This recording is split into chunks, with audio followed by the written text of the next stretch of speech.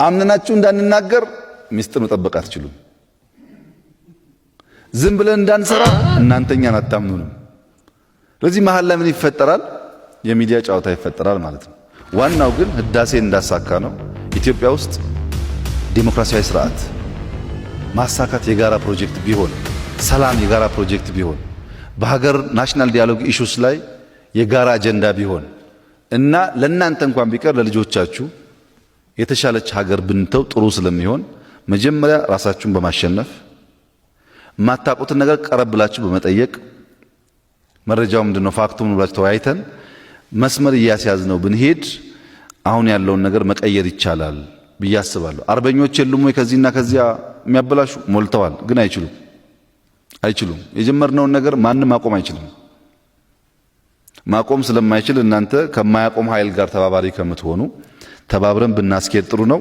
ምናልባት የናሽናል ዲያሎግ አጀንዳ ሲጀመር እንደነዚህ አይነት ጉዳዮችን በውስጥ እየተነሱ እየተወያየን ከሄድን ሞር እየተማመን ሞር እየተግባባን ቢያንስ ሀገራዊ ጉዳይ ተግባብተን በአንዳንድ ጉዳይ ደግሞ ዲፍረንስ እየፈጠርን የምንሄድበት መድረክ ይፈጠራል ብዬ ተስፋ አደርጋለሁ።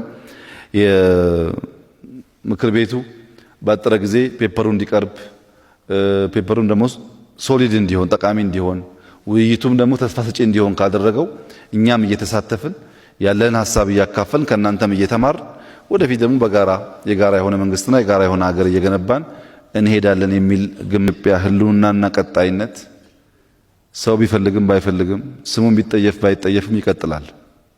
ለድርድርም አይቀርብም። ለሚያሰጋን ጉዳይ አይደለም።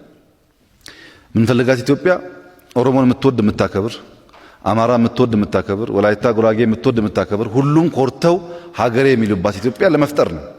ይሄ ደግሞ በአዋጅ አይሆንም፣ በጋራ ስራ ይፈልጋል። ብሔሮች፣ ብሔረሰቦች ባህላቸው፣ ቋንቋቸው፣ ማንነታቸው ተከብሮ ትበቃለች ኢትዮጵያ ለሁላችንም። በቅታ ኖራለች፣ ትበቃለች። እሷን እንፈጥራለን። ስሟን መጥራት የሚጠሉ ደግሞ እነሱ ይጠፋሉ፣ ኢትዮጵያ ትቀጥላለች የሚል